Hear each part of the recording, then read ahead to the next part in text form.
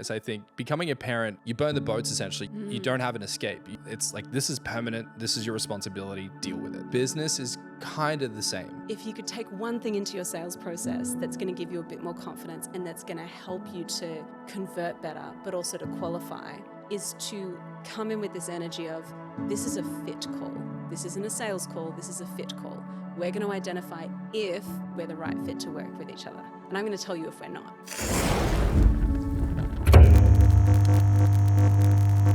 Laura, welcome to the pod. Dane, I'm so happy to be here. We get to hang out again. We've hung out a few times and I'm excited to have you on. And yeah, a part of your story was you started out selling wholesale coffee beans and then transferred into social media management. What happened? Well, I started a little bit of nepotism.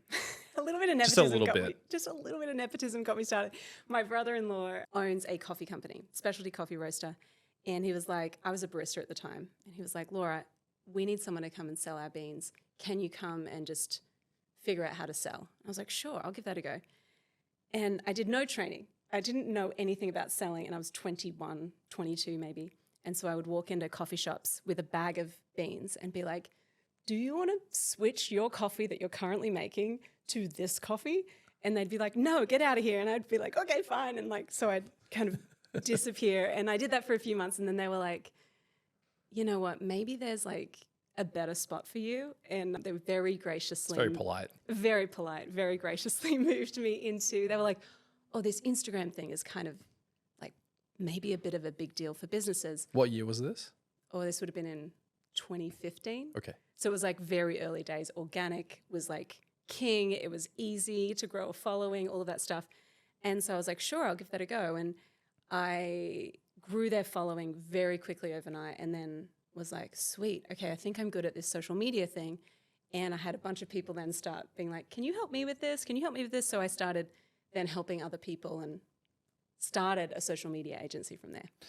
That's interesting because it sounds like you kind of fell into it and realized you were good at it.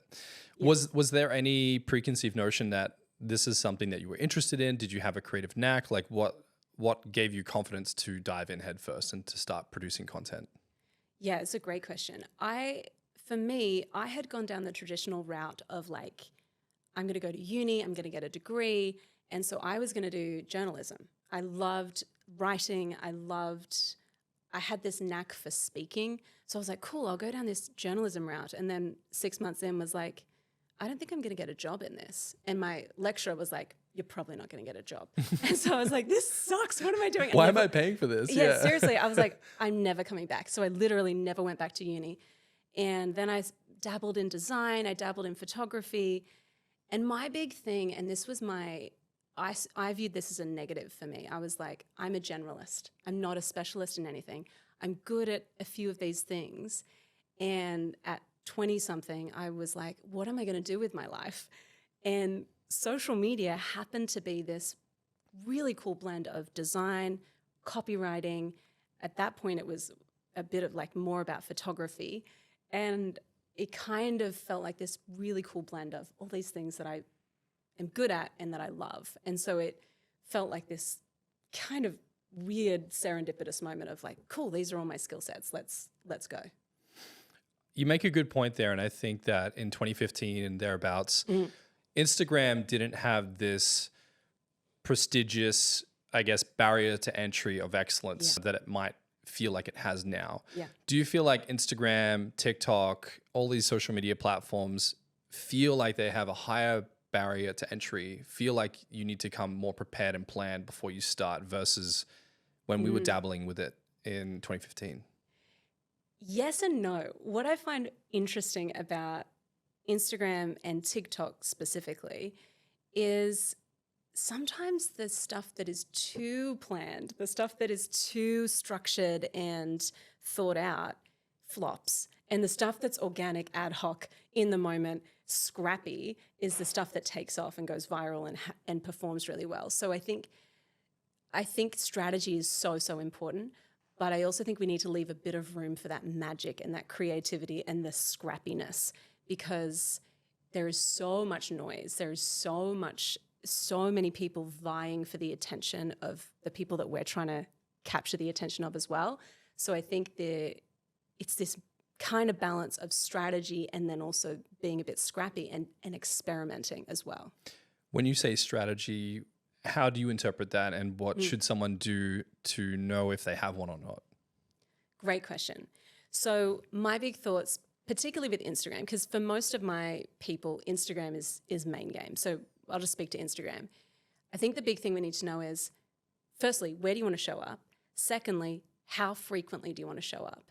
And then we need to look at, okay, well, what needs to happen for me to show up consistently and add really high value and do it in a way that's sustainable long term. So many people, they get a creative burst of energy and they're like, cool, I posted 7 times this week. And then the following week it's crickets.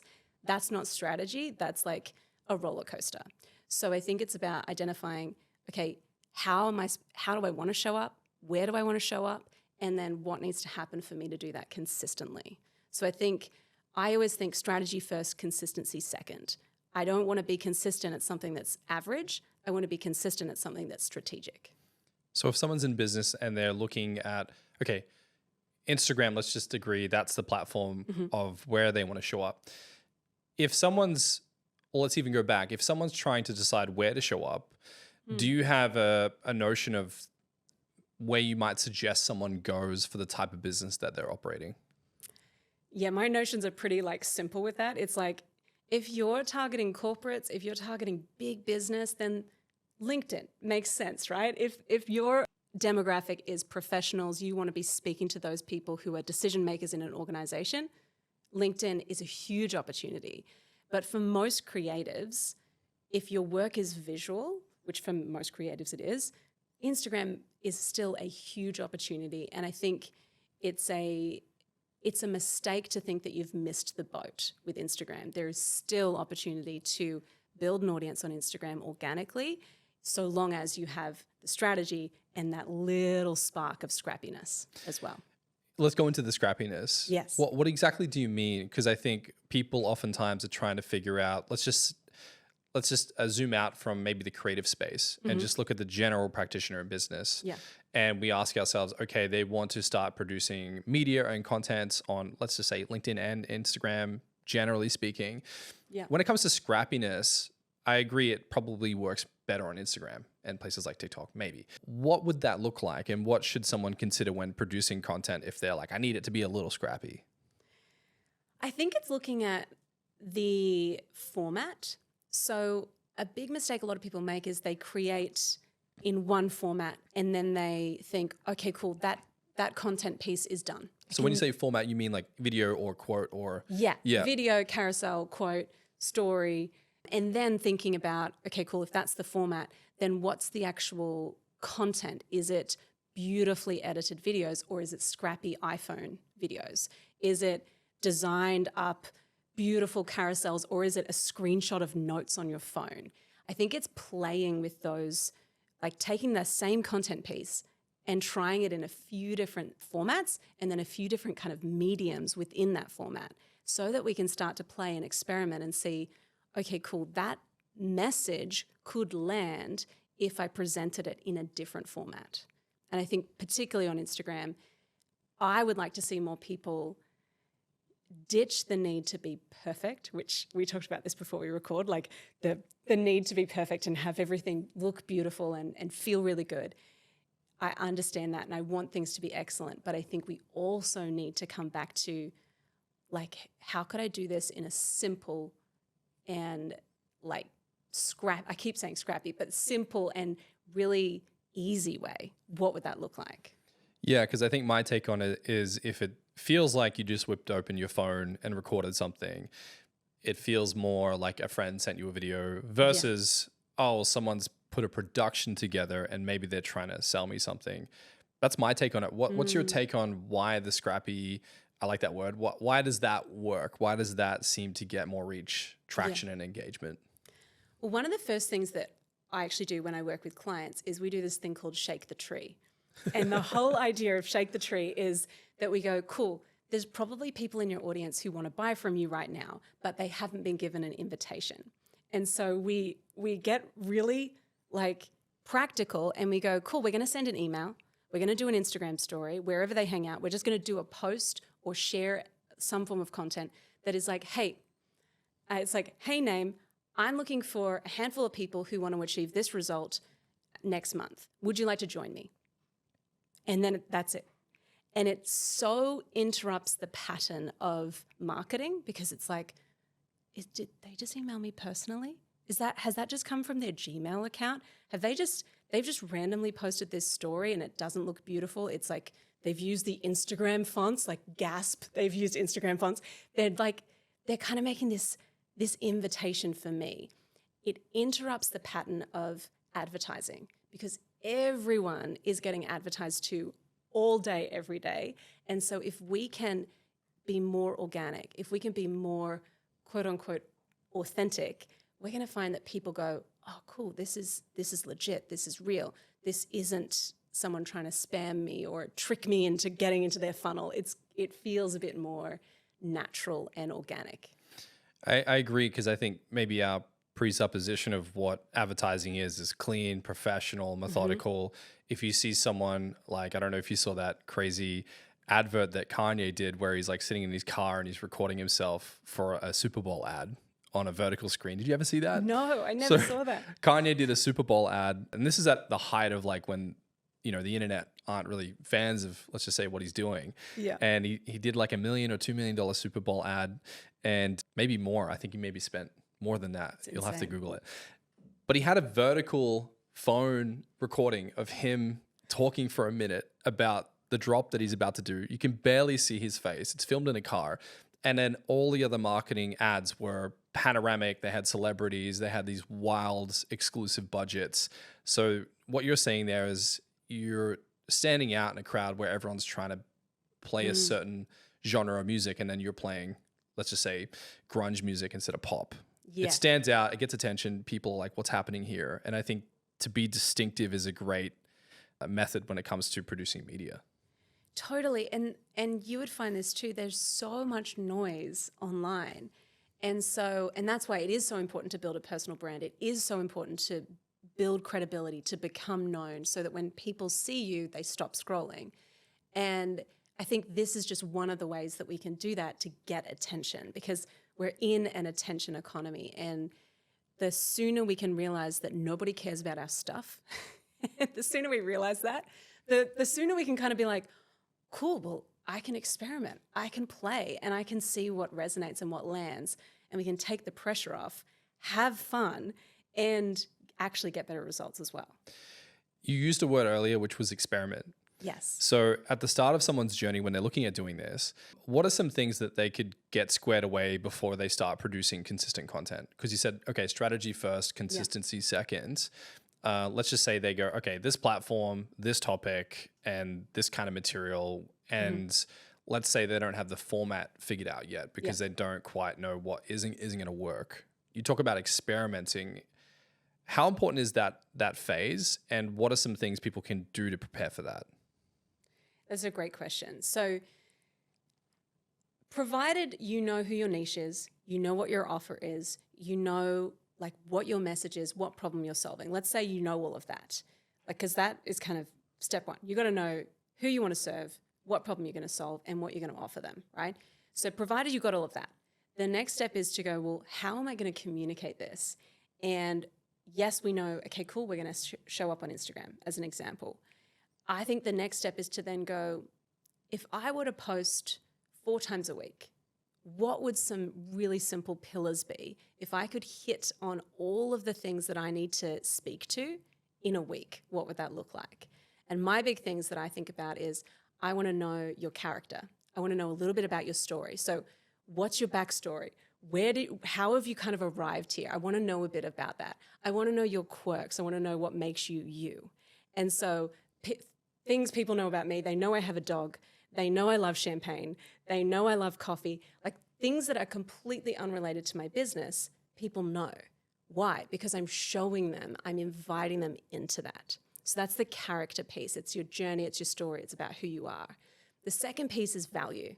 And that's where it's about, okay, how could I add value? How could I educate? Maybe it's like showing people how to do something. And you do this so well in your content. You are like amazing at showing value and educating people. So I think it's looking at, how do I add value? How do I be seen as an authority? And I think a lot of people get this. We understand we need to add value if we want to get customers. So I think a lot of people are doing this part well. What I think is missing is the character piece. And then the third piece, sorry, I'll say that again. The third piece is you've got to make offers. You've actually got to invite people to work with you to take the next step. And the offer might be a freebie. It might be, hey, I'm hosting a webinar, come along. Hey, I've got this PDF, do you want a copy of it? Like, it doesn't have to always be a paid thing, but we have to invite people to take the next step. It's so, so important. And then the fourth pillar is just all about connection and attention. So this is where you can share memes. This is where you can do a viral trending reel if that's like aligned with your brand.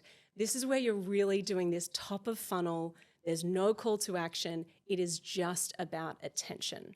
And so I think if you can have those four things, you've got character, you've got value, you've got offers, and then you've got this attention content. That's like, if you could do that every week, that's a killer content plan to just cover all bases.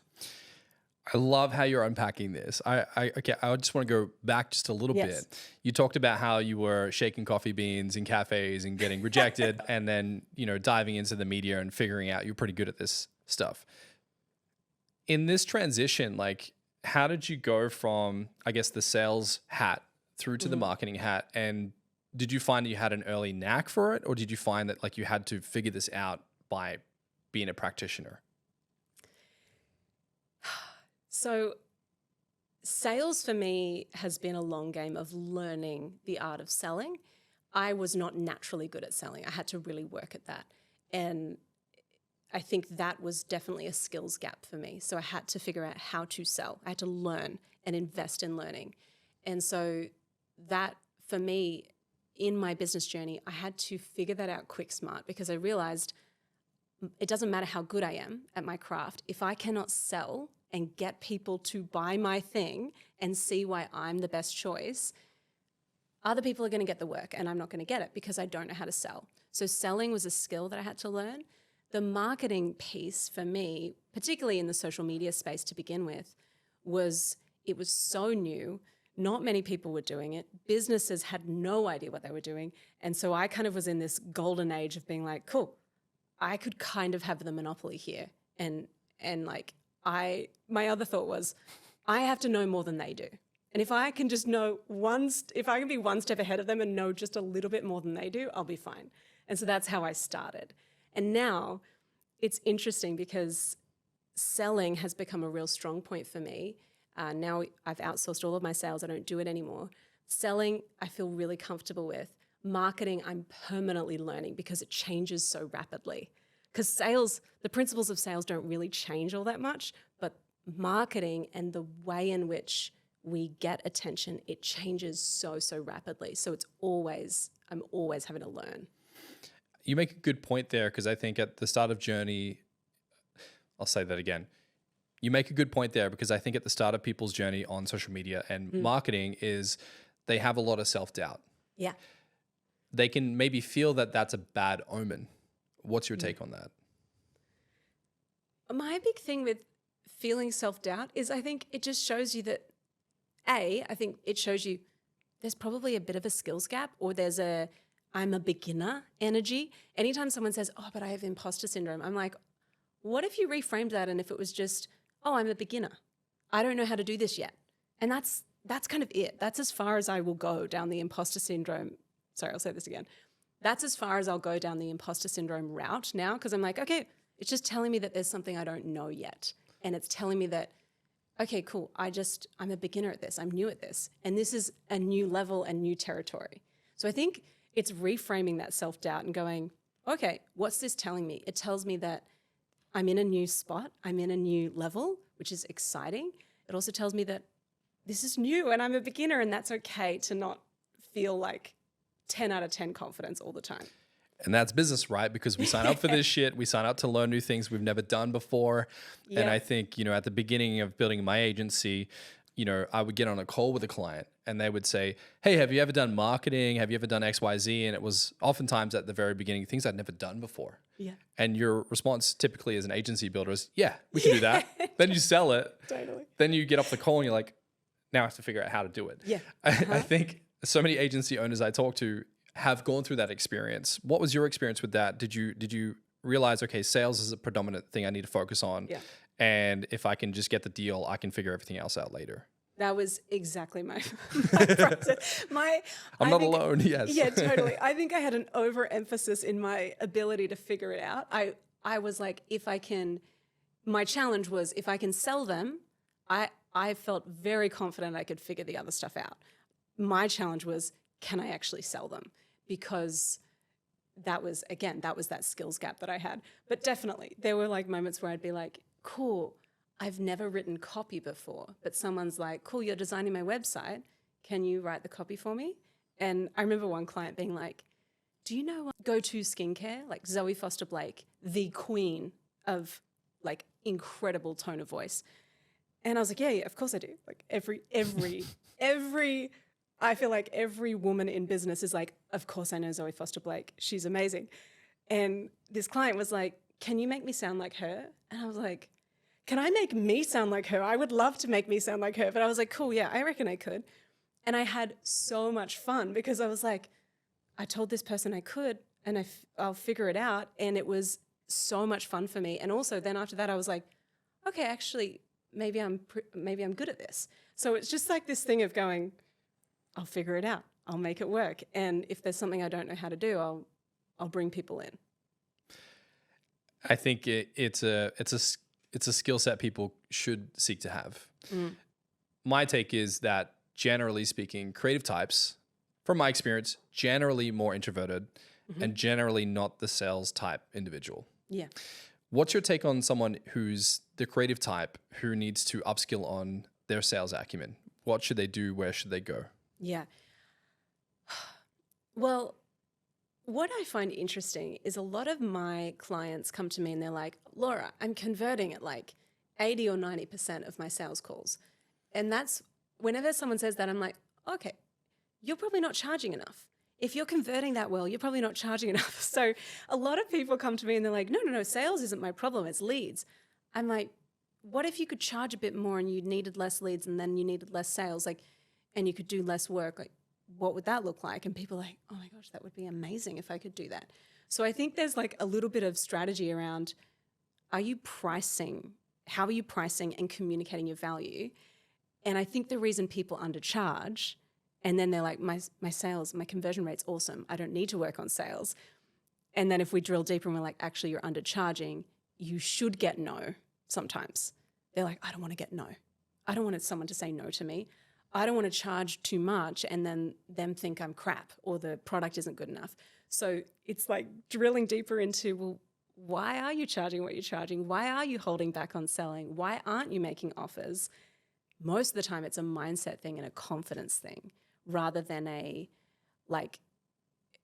it's fascinating because I think a lot of people have the skills, but they're not getting the work because they're not actually putting themselves out there with confidence.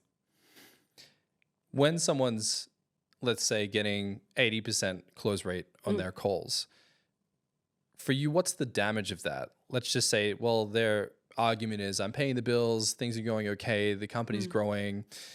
What damage might they be incurring by doing that, though? Well, I think it impacts their profit because if you're closing at 80%, I just think that's a perfect time to go, cool, there's demand, there's people want what I'm selling, I could probably charge more for it. So there's that time for money piece that I think people really, especially creatives, don't consider. They don't think about what their hourly rate is because they're like, well, I don't know, I'm making more than I did in my corporate job. But are you building a business or are you building a job? I think it's really important for us to define, like, do you want to have a really stressful job that sucks and when you have to take time off, you don't make any money? Like, is that the job that you want? Or do you want to build a business? And we have to decide as creatives which one it is. And so I think the big thing that holds people back is not actually knowing, how much do I want to be making? How much could I be making? And why do I want to even be making that? I think people lose touch with why. So they're like, oh, if I were making more money, I could work less hours. I could then pick up my kids from school. Like that's a really amazing and compelling why. But people don't think like that. They just think, I have to work 9 to 5. I have to grind. I have to do the things. And they don't think big enough for themselves, I think. But what do you think? What do you think is the big thing? I would agree with you. And I think that oftentimes creative types are, we talked about this earlier. You said that they generally work from home. They generally want to do cool projects. And let's just say that they tend to not want to manage too much outside of their technical skill set. Yeah.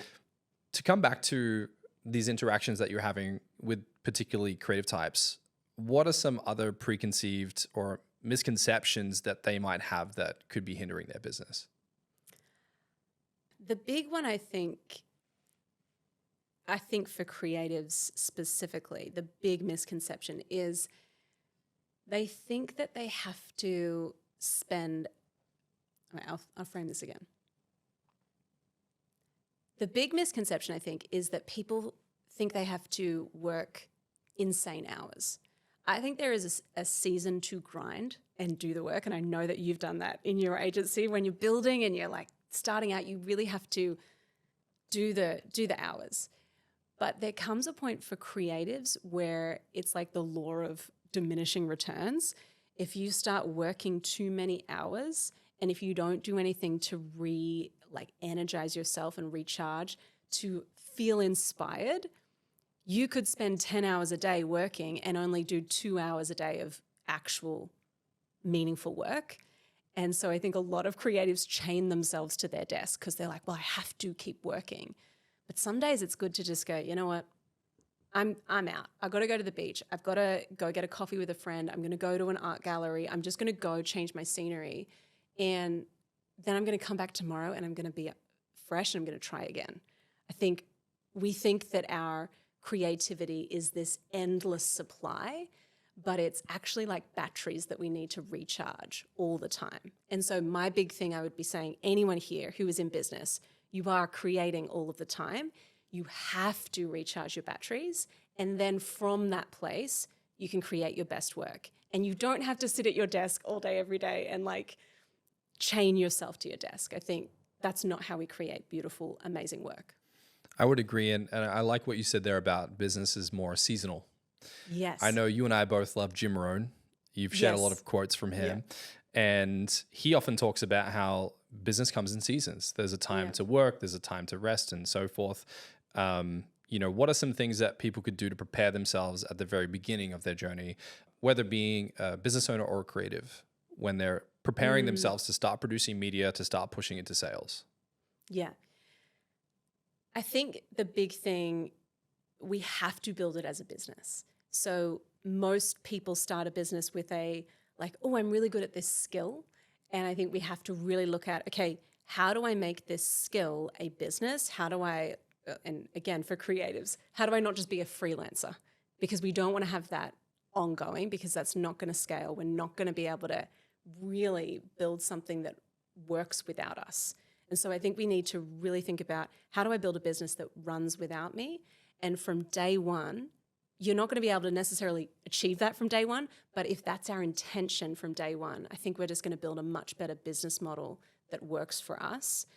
I totally agree with you on the seasons thing. I feel like for me, I have been in a season of building and scaling, and our business has doubled. In the last 6 months, our business has doubled, if not tripled. So we're kind of have been in this insane season. And recently I just went to Europe with my husband and I stopped and I was like, this is what I've been missing. I have been go, go, go, go for so long that I forgot what it was actually like to go, this is what normal people do. They occasionally take time off and they go and they do vacations and they have fun and they just be. And I'm reading novels and they're not business books. And it's for me, that's how I recharge my soul. But now coming home, I'm I don't want to be back in that grind zone. I don't want to be back in that, I have to produce at all times. My season now is I'm like, what would it look like if it were easy? What would it look like if it were fun? What would it look like if it was simple? And so now I'm like subtracting wherever I can. I'm like, what can I say no to? What can I get rid of? I've only gotten to that season now through a season of really sowing, of really putting in the work, of building the systems, building the team, doing all of that stuff. So I agree that I think it comes in seasons, and the tricky part is knowing when you have to leave a season behind and when you have to step into the new. I would agree with you.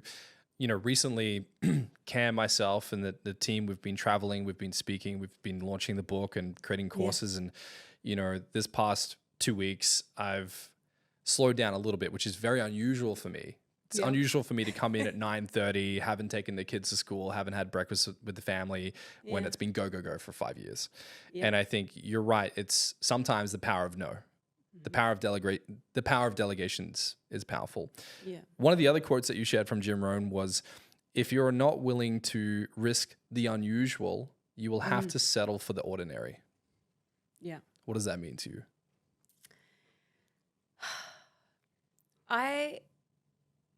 I really believe that every person has a unique calling, like something that they are here to do. And I think if we're not careful, we can kind of miss it, and we can play it safe. We can play small. We can let outside circumstances that we have no control over, like the Instagram algorithm or the economy or the weather, like all these things we have zero control over. We can let those things dictate how we show up, the decisions that we make. We can make decisions from a place of scarcity, of fear, of what will other people think if I do something that's a bit different? And I think those are the things that are going to keep you in the ordinary, in the safe place, quote unquote safe, because there's always a risk in staying where you are, but they're going to keep you in that spot where if in your like bones, you know, I want to go after something extraordinary, something epic, something bigger than I've seen done before, you're going to have to make some pretty big, bold moves. And too many people are staying stuck because they're not making the big, bold moves, and then they're complaining about not getting the big, amazing outcomes.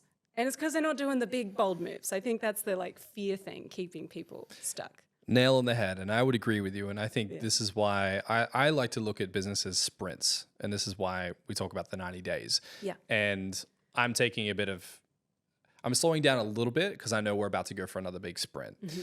And you've gravitated towards the creative community. Yeah. Do you see that there's a common trend or trope within the design community to approach things in a certain way? And just to tie this back to Jim Rohn, he talks about how, you know, life is seasonal and it's difficult to have balance all the time. Sometimes you just got to put on the hat and grind it out. Completely agree. Why are you attracted to the creative type community, and what's your predominant message in the beginning phases where they have to grind?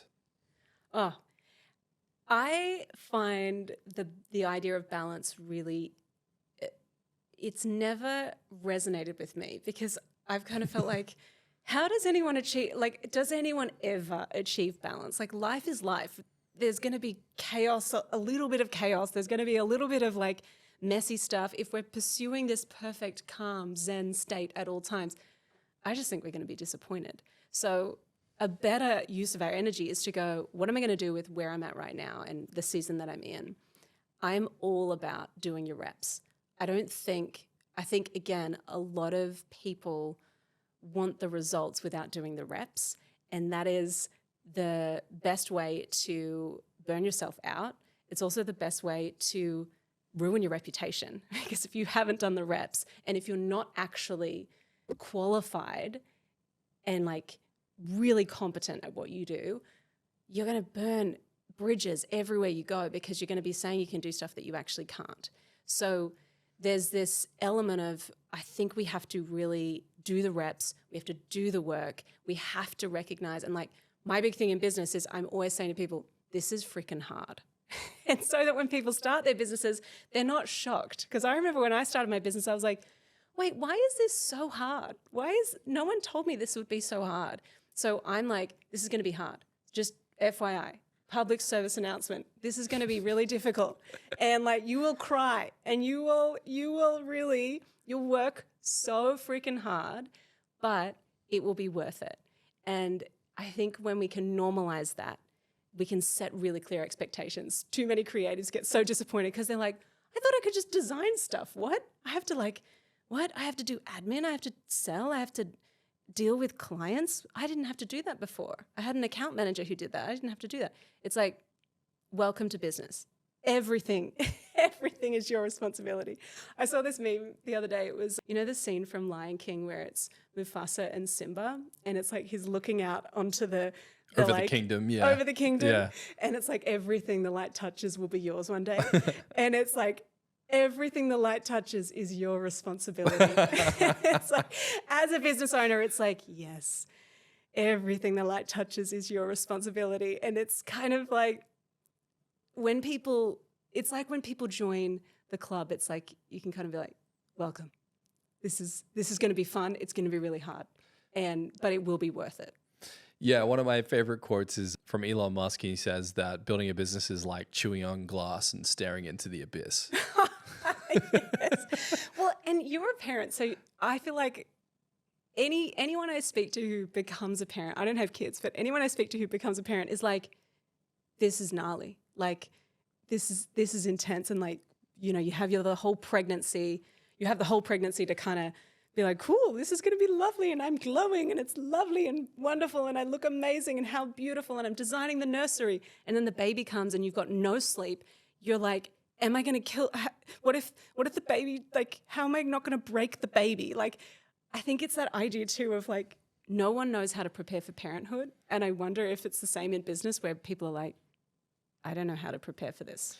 You can't. Like, I think becoming a parent, everyone in your family and social circles tries to prepare you. Nothing really prepares you, because when when I held my daughter Harlow for the first time, I wept for like a week. I was like, my little angel, she's so fragile. And then when I had my boy Joey, it was different energy. I was like, yeah, it's my heir. It was just, it was a total surge of masculinity. And I think, when it comes to like, just to put a cap on this, I think becoming a parent, it gives you another gear, because what happens is, like the light on the kingdom analogy that you shared, everything's your responsibility. Yeah. You got to feed them, clothe them, bathe them, make sure they stay alive, take them to the hospital if they need to go. And it gives you another gear where you burn the boats essentially. You don't have an escape. It's like, this is permanent. This is your responsibility. Deal with it. I think business is kind of the same in a sense where if you truly want to build a business, you're a bat out of hell and you got to give it everything you have to get enough cash flow to keep that thing alive. Yeah. Right. Mm-hmm. And,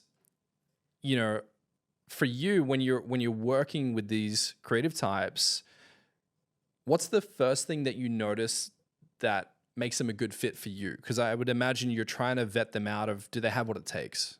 Yeah. It's really interesting. I have a strict no dickhead policy. And when you run an agency, you do learn very quickly, okay, what are the red flags? What are the red flags in the clients? And so we have we're filtering for cultural fit really hard, because I want to make sure that they're a good fit for our community. And I'm going to be spending a lot of time with these people, and I'm so thankful and grateful that the people that I get to work with are insanely generous. They're really driven. They're go-getters. They're like ambitious, and it's amazing. So I've realized those are the criteria for me. They've got to be generous. They've got to be driven. They've got to be ambitious. And the other stuff we can figure out. You've got to be good at what you do as well. I think that's kind of a given. But what's interesting about creative types is that often they underplay how good they are at what they do. And so I'm actually working with them on going, hey, you're really, really good at what you do. We just need more people to know about what you do. And so that's the big thing that I'm working on them with. But I think in terms of, that's the cultural criteria. In terms of other criteria, we just want them to run a creative business and to be ready to grow. I think those are the big things. And then how do you identify the dickheads? We actually do a filtering call now. So we do an application, a filtering call, and Lola, my head of onboarding, she has veto. So she'll be like, they were kind of distracted on the call, or they didn't answer the questions, or they'd answer the questions with one-word answers, and so they're a no. And the whole thing is we don't work with everyone. And I think if you could take one thing into your sales process that's going to give you a bit more confidence and that's going to help you to convert better, but also to qualify, is to come in with this energy of, this is a fit call. This isn't a sales call. This is a fit call. We're going to identify if we're the right fit to work with each other. And I'm going to tell you if we're not. And when we come at selling from that perspective of like, there's so much integrity, there's also, you have full permission to be like, hey, listen, like 5 minutes into the call, you could go, this isn't the right fit. Like, here's who I reckon you should talk to. And if they're a dick, you can send them to someone you don't like. But other than that, it's like, hey, here's who you should talk to. And like, wish you all the best. So like, we are just so ruthless with being like, this is a fit call. And I think anyone in sales, if they can adopt that energy of like, kind of like I'm auditioning them, it's going to help your sales, because they're going to be like, I want to work with Dane. Like, why can't Dane, I want him to work with me. I want him to want to work with me. And then it's a totally different dynamic. That's interesting, because I think it adds a different dynamic when maybe they are assuming they're just trying to sell me, and then you say, maybe we're not a good fit. Yeah. Then they almost end up in a position where they're trying to sell you on why they're a good fit, right? Yeah, I'm sure it's like a manipulative dating tactic or something like that. Treat them mean, keep them keen, right? Exactly. So where did the confidence to say no come from? Did something happen for you to go, all right, I got to start saying no, this is getting out of hand? Oh my gosh. Yeah. Can I tell a red flag? Let's go. Okay. Yeah. I had some of the worst client experiences. This was years ago. This was at the beginning of COVID. Everything was stressful and life was just chaos. And everyone was in that fear spot at the beginning of COVID. And I had 2 back-to-back, like the worst clients I have ever had. And paint a picture for me. Okay.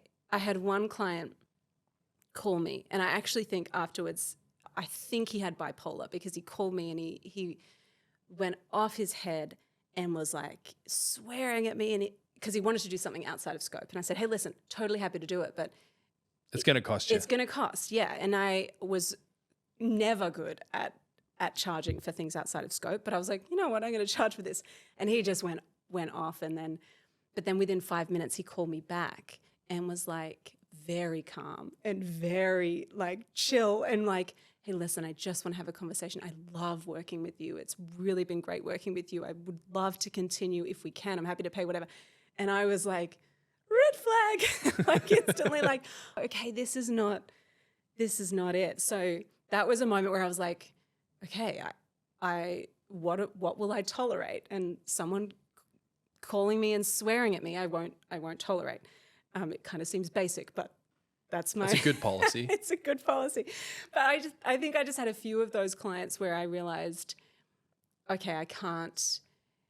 The interesting thing for me was, me individually, I had struggled with people pleasing so much that I would be okay with dealing with people being rude or like demanding. I could kind of figure it out, because I'd be like, oh, I'll just sort it out. But once I had a team and the team were going, oh man, this client's really hard to deal with, and they keep pushing the boundaries and they're being really, really intense. Once I had a team, I realized, I have to put on kind of my big girl pants and say something now. So it's this interesting thing where sometimes when we can want to defend others instead of defending ourselves. So I had to learn first by defending others, and now I'm really like 90% of the time I'm like, okay, cool, this is a boundary for me and you cannot cross that. Occasionally the people pleaser still rears its ugly head, but that's something that I'm like permanently working on. I think, innately creative types want to, or seek acceptance and validation. They want to know that their stuff is good. And I faced that as well, where a client would be aggressive with me when I was a freelancer, and I would just go, okay, well, I got to pay the bills and I can kind of deal with this, no Yeah. big deal. But then you have a team, and now your team are like totally bugged out by how a client spoke to them. Yeah. Now you have to put on your cap and go, okay, I got to go be confrontational potentially. I got to go settle this and put this fire out. How can you better navigate that or prepare yourself to kind of become accustomed with this kind of conversations or these kinds of conversations in business? I think the annoying answer is you can only learn by doing. And I had a conversation with a friend recently where this people-pleasing thing came up again for me, where I was like, oh, this client wants to do this, or this thing happened. And I went into this people-pleaser mode, and I knew I had to have a conversation with this client. And a friend of mine was like, Laura, it's just a skill. And you just have to learn the skill of having tough conversations. And so I'm permanently learning the skill. I think actually a book that helped me a bunch is Radical Candor. Have you read? No, I never Radical heard of it. Candor? We'll so put good. it in the links. It's really, really good, but it's all about how do I challenge directly and care personally. Challenge directly, care personally. Care personally. What does that mean exactly? So most of the time, people can be obnoxious. They can challenge directly and not really care about the person they're talking to. And so it becomes, she calls it obnoxious aggression. So that's one part. Or you can care personally but not challenge directly, so passive aggressive. And she calls that manipulative insincerity. And that's where it's like really passive aggressive. Think like Post-it notes being like, don't do that, or Slack messages that are like blast to everyone, but everyone knows who you're talking about kind of thing. That's one piece. And then the other side is where you care personally, but you never challenge directly. And she calls it ruinous empathy. And that is the camp that I would hang out with. I would care so deeply for my clients, for my team, but I would never challenge directly. And it didn't serve me because I would get resentful. I wasn't sleeping. I was like really struggling to be upfront with people. And it doesn't help them because they don't get to grow. They don't get to improve. People can generally sense if you're like annoyed at them. And so it really doesn't help them. So now my goal is to get into the spot where I challenge directly and I care personally about them and how the feedback's going to impact them as well. I think that's important too, because these are the moments in business where we have to level up. We have to really focus inward and go, I have to become greater at this. Was there ever a moment in your business where you were faced with an obstacle that was incredibly painful? Yeah. And you had to crawl yourself out of a situation that you weren't quite prepared for, but you found a way? Yes. So at the beginning of COVID, like beginning of 2020, I had a dream for a long time to create a course. And so now what I do is that's my whole business is I have a course and a coaching program. But I'd had this dream to create this course and I kept procrastinating it, kept putting it off. And then COVID happened and I had a plan to shoot this new course, and you know how much work goes into shooting a course. I had all the scripts, I had everything ready, and lockdown, the whole country went into lockdown. And no, the country went into lockdown at midnight that night. So I had one day to film this whole course. And prior to this, I had lost half of my clients overnight. I worked with people in gyms, hair salons, people in beauty. And so they were like, my business is going to be closed. I have no idea for how long. I need to pause everything. So I lost 50% of my income literally overnight and was like, oh my goodness, I need to figure out I had full-time staff. I had to figure out how to pay the bills. So I was like, cool, well, I'm going to film this course and I'm going to figure it out. On the day we were going to film the course, the venue where we were filming it called me at 6 a.m. They're like, you can't come in because the world's gone crazy and we're going into lockdown tonight. You cannot come in. And I was like, yeah, I'm coming. So put the key in the letterbox. You don't have to see me because they were worried about getting germs, which was totally fair. And I was like, I put the key in the letterbox. I'm coming to get it. And it was this restaurant. We were filming at this beautiful restaurant. And I was like, I'm coming to get it. I'm going to let myself into the restaurant and I'll drop the key back at the end of the day. We filmed from 7 a.m. till midnight. I was like, we have to get this course done today because we all go into lockdown tomorrow. And it was the craziest 24 hours. At the end of the day, we filmed everything, we got it done, launched the course, and it completely changed my entire business. But more importantly than that, it was so helpful for so many businesses in COVID who were like, oh my goodness, I don't know how to market my business. I need to figure out a way to market myself online. And so that is something that I'm so proud of. It changed the game for me, but I think it also really helped a bunch of small business owners who were struggling at that time too. Man, talk about the 11th hour. Exactly. That's like a movie set. That's crazy. Oh my So what made you just blatantly tell them no? Like, where did that come from? Well, what was interesting was it's so funny. We had hired all this gear. So we were shooting in Newcastle. We'd hired all this gear from Sydney, but like the videographer had hired this red camera, like the most insane. They shoot movies on this camera. He'd hired all this gear and he was like, I can't, I'm shooting today. Like, we have to shoot today. And I was like, well, he's got his whole crew coming. We're all socially distanced and no one knew what that meant. And we were like, we're all here. We have to do it. And so there was like that gritty scrappiness that I was like, my business won't survive if I don't do this, and I've got to figure it out. And I think any next level I've had in my business, there's been a real scrappiness and a need to be gritty right before we've made a big leap. And so if you're listening to this and you're like, I'm in a season where it feels like a grind, it feels like I have to be so like, I have to have grit, I have to be determined, I've just got to push through. Often that means you're just on the cusp of a new level, and it's exciting, it's scary, but I hope that anyone listening to this would feel the like encouragement and momentum to just keep going. Where did the strength come from though? I know I'm peeling back the layers on the onion here, but like, okay, in that moment where nothing's really going according to plan, everything's going sideways, the planet's closing down, you know, in those moments of darkness and doubt where someone's really like, I don't know if I can do this. Do you have a mantra or like a belief system that you dive into in those moments that allow you to push through?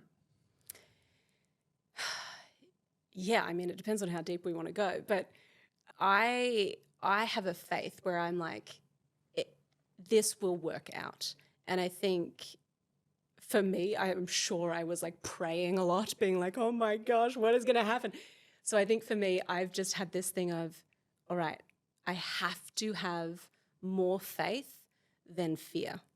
And so I think that has been the thing that has marked my business journey, is this dance of I'm figuring it out as I go. It's not going to be perfect. It's going to be messy. And maybe because I started my business at 23 and I had this blissful ignorance. I was like so naive. I had no idea. And so I think that in a way has served me, because I've kind of just charged through roadblocks because I'm like, well, this is what we do. We have to figure it out. So I think the faith and the belief that everything will work together for good, I think that has been the undercurrent for me, is just I really believe that the best outcome will happen. Well said. Goosebumps. How do you see creativity? Because in the world where, you know, you can look at marketing, you can look at branding, advertising, content creation, you have a lot of business type minded people, you have a lot of creative minded people. Yeah. What's your take on it, and how can people kind of learn from both sides here? Okay. I feel like, and I don't know if have you done your Enneagram before? No, what's that? Okay. It's this personality typing system. Oh, like a Briggs-Meyer kind of thing? Yeah, exactly. Yeah. So I am a particular type on the Enneagram, which means that I can lean into being very ambitious, very driven, very entrepreneurial. But then the flip side is I have a tortured artist side, which annoys me so much because I'm like, the entrepreneurial side is like, do it at, like, ship it at 80%, get it done, push through. And then the tortured artist is like, does anybody like me? And so it's this dance of these two. It feels like a split personality sometimes of like, I want to create beautiful stuff and I want it to be excellent and I want to live in the woods and write and just create stuff and it be beautiful. And, you know, I could live off the land. I don't know if I could, but like you have this side of you. And then the other side is like, but I want to be the best and I want to like drive and get it done and blah. And so I think for me, anyway, the dance is those two. And it's this dualism that I've had to work with of like, and actually someone who I think does this really well is Taylor Swift, because she has to have an insane work ethic. She is one of the most, her output is just insane. I would love to see what a day in the life of Taylor Swift looks like. What does her ideal week look like? I don't even know. But she has this output that is so wild. She has this entrepreneurial streak. She is just the most insane businesswoman ever. And then she also has this artistry, this beautiful depth, this emotion, and she writes and she thinks deeply and she reads all these books. Like she has this artistry and this ambition, and those two things can conflict. And so I think for me, I view creativity as this dance between, well, creativity and business, I view it as this dance between artistry and ambition. But I don't know, how do you struggle with that? You're kind of speaking my language. I feel like I am the tortured artist as well as the psychopathical entrepreneur, because there's a voice in my head that's just like, do it now, immediately, urgently. And the other part, which is, hey, let's go like chill on a beach somewhere and like take our time with this, you know? And it feels like there's two conflicting voices. Do you think this is something that's innate in people, or do you think that this is a duality that people could start to develop in themselves? I think, well, I don't know. Part of me thinks you can learn, I think you can learn the skill of doing. Like, I think you can kind of learn to become a doer. You can put structures in place. You can, if you struggle with focus, if you struggle with procrastination, I think you can gamify things and you can figure out how to do stuff. I think that's life. There is an element where we have to become doers. The artistry side, I think, is a little harder to teach. So I find teaching the skill of the entrepreneurial skills easier than the skill of how do you create beautiful stuff, and how do you view the world, and how do you share your story, and how do you take what you feel and turn it into something that other people will feel. And so I think the entrepreneurial side is easier to learn than the artistry side. Okay, so let's talk about the artistry side for entrepreneurs that have a tendency to go, I'm not good at this stuff, I'm just going to go delegate it. Yeah. Why is creativity an important thing that people in business must understand? Well, it's this weird, I actually believe that every single person is creative. Every person has a creative streak. Some just have more creativity than others, right? Or they tap into it more. So I don't think it's this thing of, oh, I'm not a creative. I'm not in the creative camp. For sure, there are like certain sensibilities and certain like personality types that lend themselves more to creativity. But I think if you're a business owner, you've created something. You're a creator. And the sooner, particularly if you want to market your business, the sooner you can come to terms with the fact that there is an element of creating that must be done, then the sooner you can actually get the results from your marketing, from your content, all of those things. So I think it's selling ourselves short if we say, I'm only this. I'm only the entrepreneurial type A personality. I think most entrepreneurs that I know are insanely creative. It might just be that they don't know how to channel that into something useful. And in that case where they are beginning to channel it and beginning to dive into it, what can creativity bring to a business?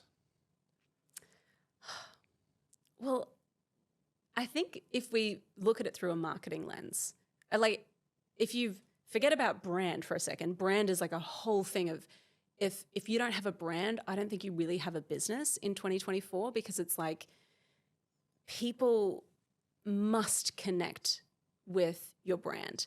And a big piece of the brand is the visual. And so that's super, super important that we have that right.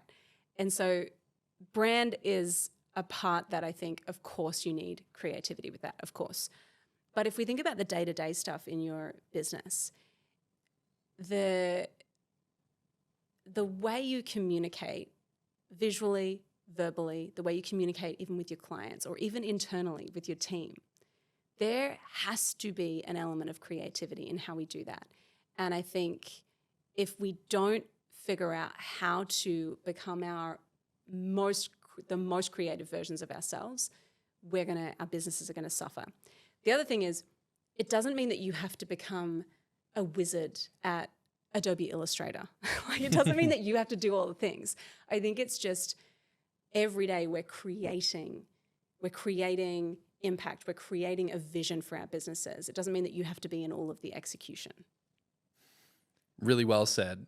And on the flip side, if we go to the creative types that need to learn business, from what you were speaking about before, it sounds like sales acumen is a great place to start, trying to figure out how to negotiate, how to sell, how to pitch.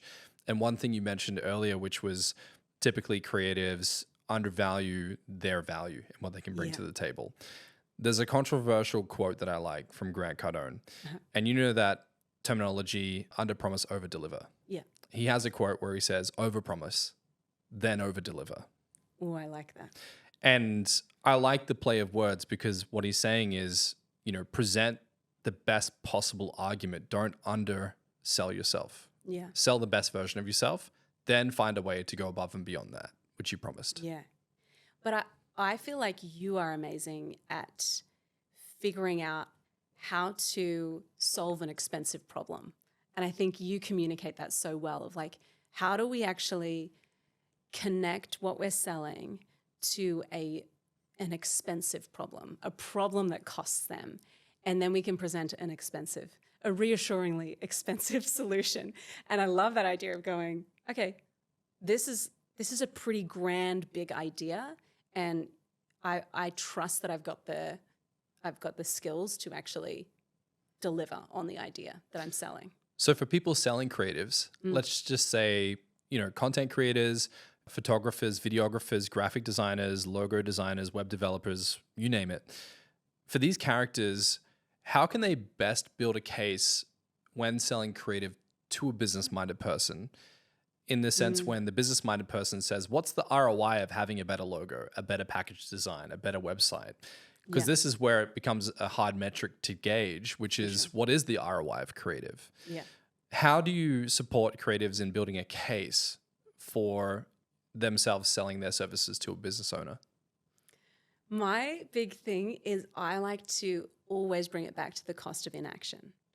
So I always like to think about it like, okay, cool. Well, if you don't have a good brand, and if you wait another 6 months or another 12 months, what's it going to cost you?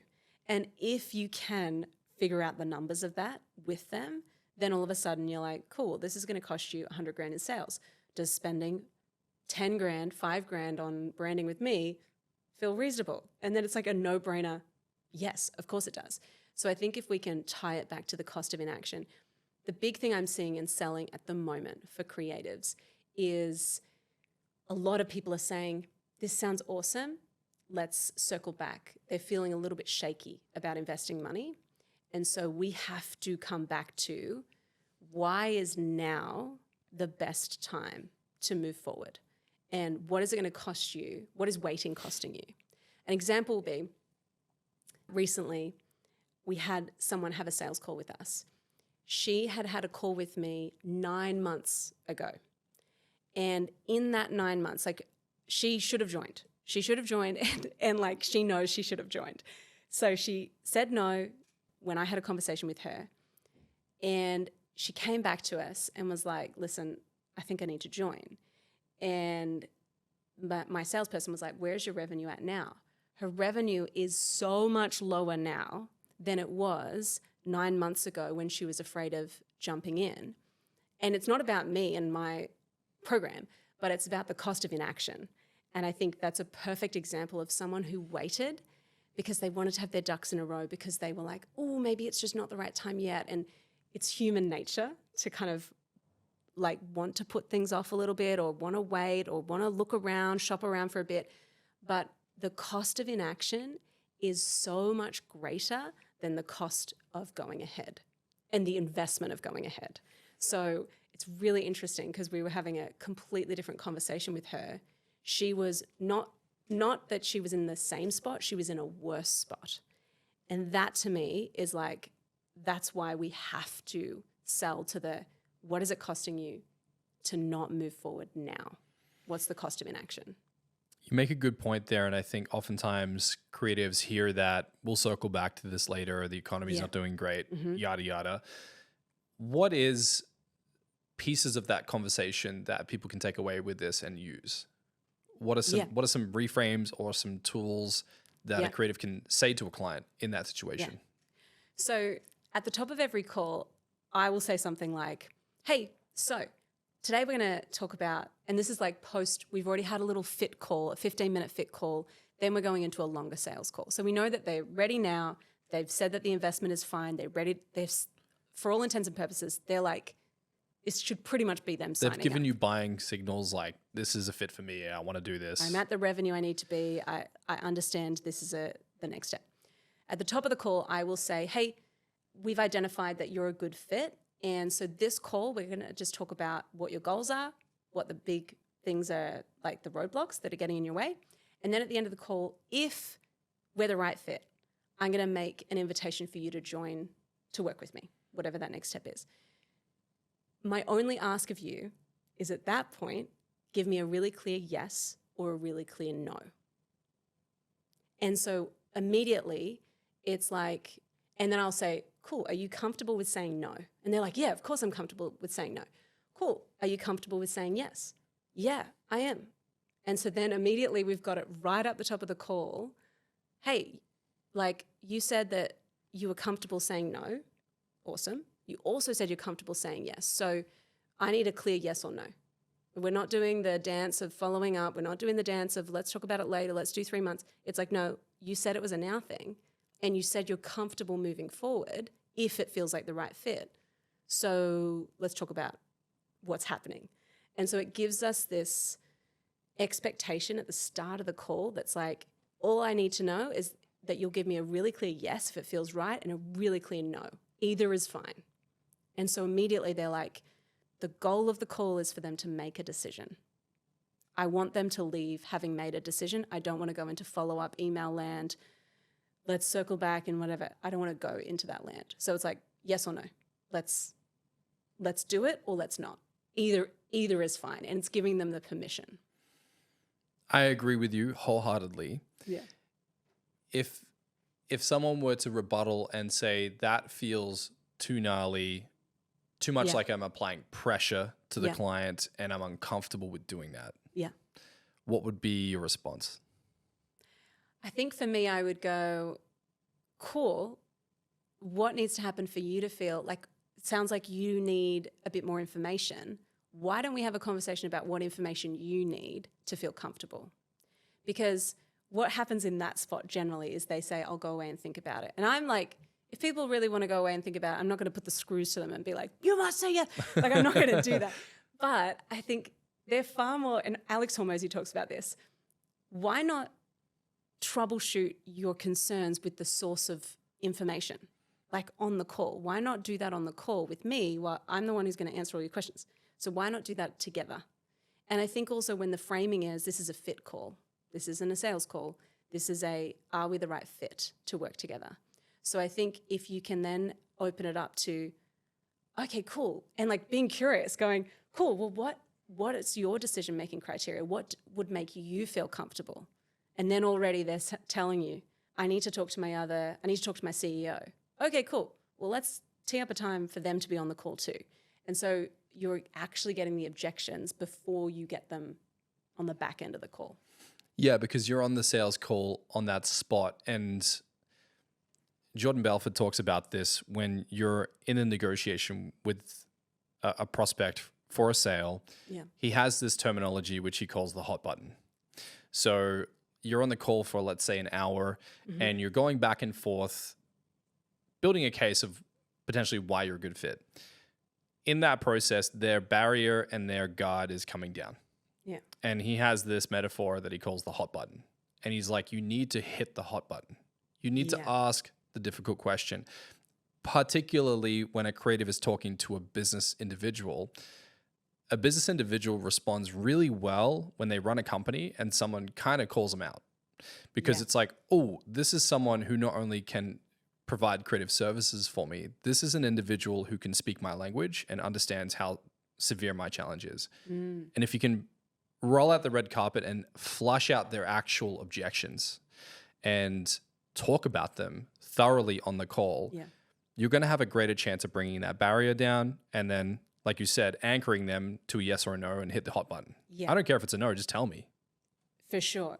One of my friends, her name's Vanessa Horn, she talks about collecting objections like tennis balls. Everything they say that's an objection, you collect it and you just sit it on your little tennis racket. And everything throughout the conversation you highlight, okay, that's an objection. Oh, they have a fear. Oh, they've been burned before.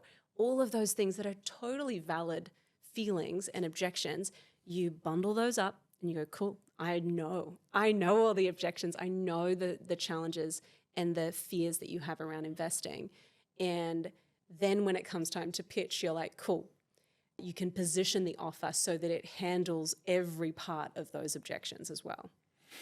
That's a really good analogy, and I think it's a good point, because you have to touch on every finite detail of their challenge for them to start to lean toward a yes.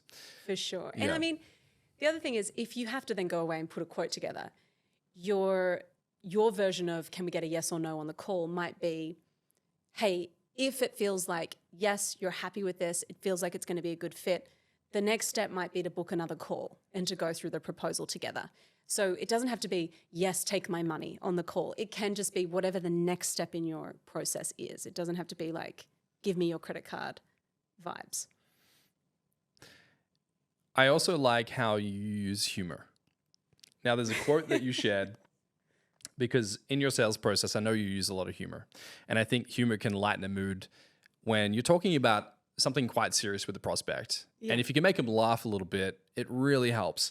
This quote that you shared, which is, not sure what's longer, a microwave minute or watching a video while someone else is holding the phone insisting it's hilarious. Yes. I hate those moments when you're like, seriously. You have to watch this. It's really funny. And you're like, I'm not laughing. And then it doesn't load. And then they're like fumbling around being like, oh, don't worry. It is funny. You're going to laugh. And you're like, I already hate this. I hate this.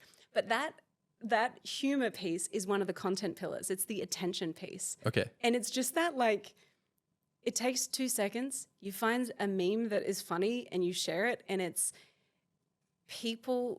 weird, but it goes a long way, because people are like, oh, they're relatable.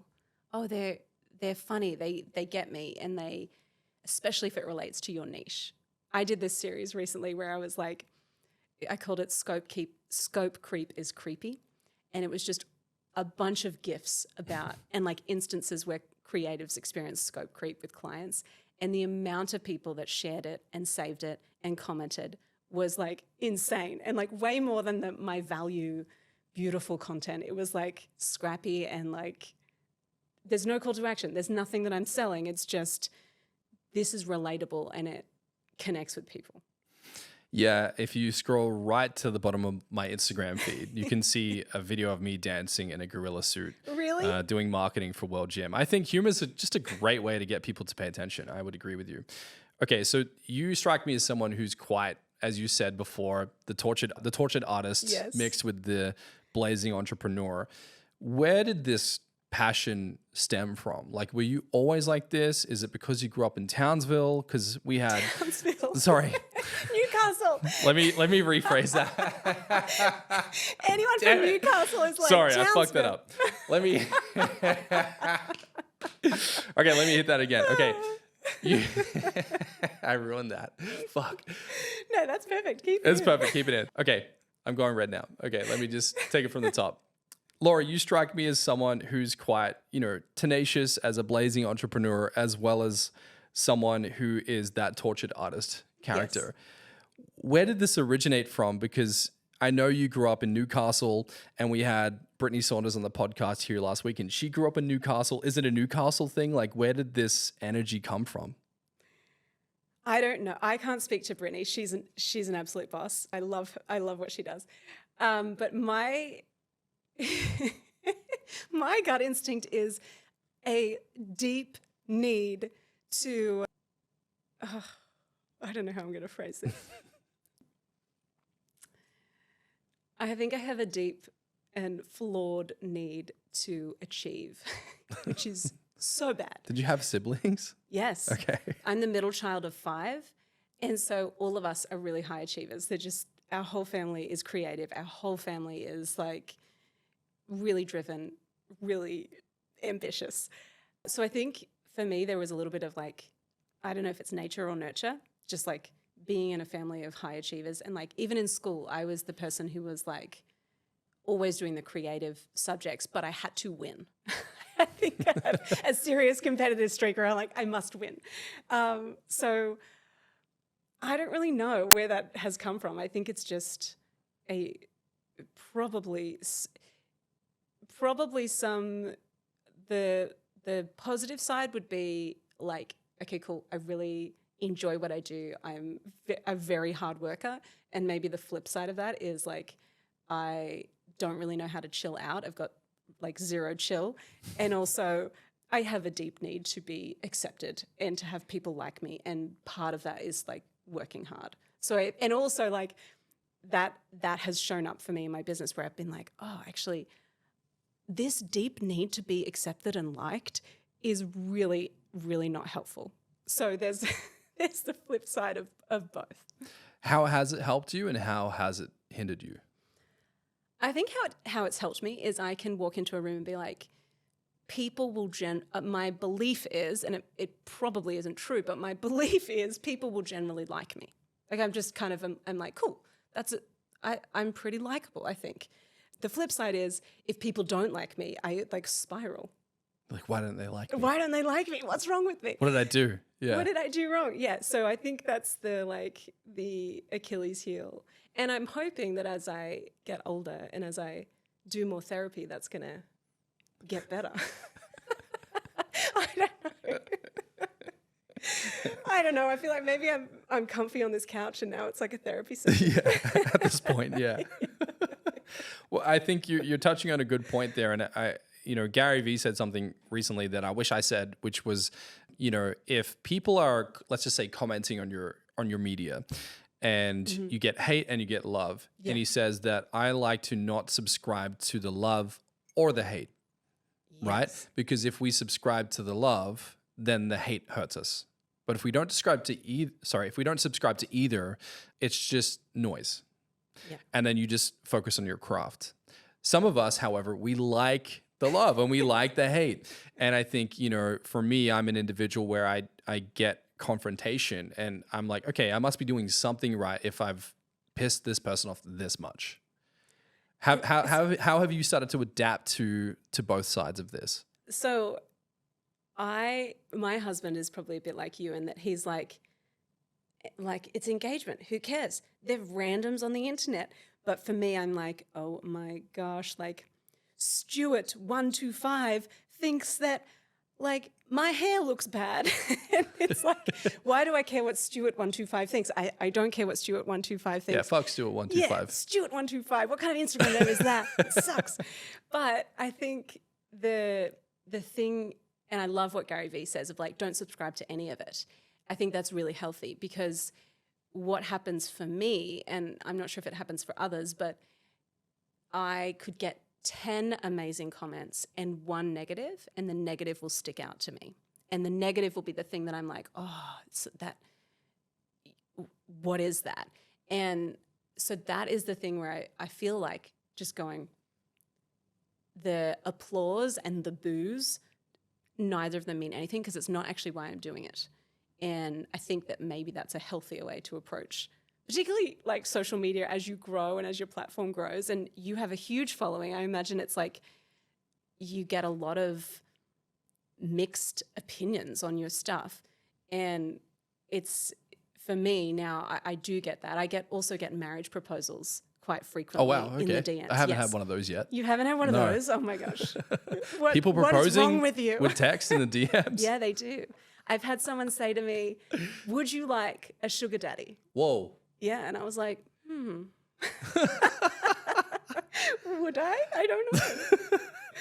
Yeah, but you get a lot of love and you get a lot of hate too. Yeah, I haven't had any sugar mamas yet. I don't want to invite any. That's wild. Like, how do you even respond to that? I've also had I've had a few people, I posted this one ad where I was barefoot, and the amount of foot fetish people that commented was really out of proportion. I was like, what is going on with our targeting, guys? These ads must be taken down because I've got foot fetish people commenting.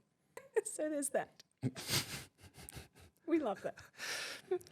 It's attention, like, what can I say? It fits in my attention content pillar, so it's fine. It's fine. Okay, so then this is digital attention. I know you're starting to transition into live events. Hopefully no one's proposed to you yet, or no, I don't imagine you're showing up barefoot in that situation. No. When it comes to the live events, what's been your experience with the crowd response versus digital, right? Because digital people are kind of in an echo chamber. They're kind of by themselves at their keyboard or whatever. But in a live event, you're in a group setting. There's a lot of people around you. How have you found it to transition from purely digital to now doing these live events? The live events are so fun for me because I am an extrovert running an online business. So for me, it's like, oh my gosh, I get to host a party. Like, what? This is amazing. And the business pays for it. What? That's so fun for me. So for me, it's a whole lot of fun. I think the energy of like touching and like being in the room with people is so different to online. I love online because I think it brings people all over the world together. But there's something about being in the room with people that is magic. And I really think we need it. I think like post-COVID, we all went online and that was such a blessing for so many of us to be able to work from home, like that flexibility, that's amazing. But I do feel like we miss this connection and community, and it can feel really lonely. So for me, doing the live events is really just an opportunity to go, what would it be like if people could find their people and do something in real life? And so far it's been so fun. And being able to hug people who have been like, I listened to your podcast for like 5 years. It's like, I don't even think the podcast was run for 5 years, but cool. So that, like, to me is magic. Yeah, we've started doing more live events, and there's certainly a different dynamic of chemistry because it's a sense of we're in this together. We're all here right now. We're in the present. We're sharing this experience with others live versus I'm experiencing this virtually. Yeah. I know you have an event coming up, I believe in November. Yes. Yeah. So for those that are listening to this that would like to check out your live event here in Sydney, is it just in Sydney at this point in time? We're doing Sydney and we'll do it virtual as well, this one. So wonderful. So people international listening to this can tune in. How can they find it? How can they get a ticket? Oh my gosh, yes. So if you go to laurahiggins.com/event, you can get the details for any events that we have coming up. But our November event is going to be so fun. We're hanging out in Sydney. We're like, the space is beautiful. It's on Bondi Beach. It's going to be bougie and lovely, and I can't wait. And we're also going to do it on Zoom. So that's going to be a whole heap of fun. Hell yeah, guys, check it out. And I'm devastated I can't come. I know you invited me. I know. Unfortunately, fortunately, we'll be in Germany. But yeah, I'm pumped, man. We're going to Hamburg or Frankfurt? We're going to Frankfurt. Are you doing a tour? Kind of. Like, I think we're starting to do a lot more international things, which we're pumped about. But yeah, I definitely would love to tune in virtually if it oh my gosh. fits. Well, yeah, I was like, I want you to speak at it. So I'll just get you to I'll just call in and just come to the next I have to have you come and do something because people in my community have absolutely loved your content and are like obsessed with your book. And so I just It's just so fun. And I want to say as well, when I found you online, I was so stoked because you put your little location, North Sydney, and I was like, oh my gosh, like you're playing such a big game. And I love seeing like Aussies doing that, because a lot of the time it's Americans that are doing the like crazy big, have amazing businesses or podcasts or content. And I just feel like it's so cool to see you crushing it. And it's so inspiring for other people like me who are like, cool, Dane's doing that. I could do that too. And so many people who follow you would feel that same inspiration and motivation from you. I appreciate that. Thank you so much. And the same goes back to you. I look at what you're doing and I feel like Sydney and Australia, we're in our Renaissance era. Like Yes. we're coming out, we're going international, we're doing big shit. So get ready. Yeah. Okay. So in closing today, what's a quote or a mantra that you've carried with you on your entire journey that you wish that you could download and give to others? Okay. What's my quote? I want it to be fire. Yeah, it has to be fire. It has to be fire. Fire emoji. Okay, what's the quote? It's going to be a boring one. I can sense it because it's so Take your time. basic. It's so basic. We're just going to go with it. The big quote that has helped me, and I think will help so many creatives and any perfectionists out there, is that done is better than perfect. I think as business owners, as entrepreneurs, as creators, we need to have a bias toward action. And so if we can take action, even if it's scrappy, even if it's not perfect, even if it feels a little bit clunky, we are going to get so much more feedback and we're going to be able to refine and improve from there. So done is better than perfect. Guys, you heard it. Done is better than perfect. Get out there and make it happen, and make sure you tune in to Laura's event. Get yourself a ticket. Don't miss out, because it's time to take action.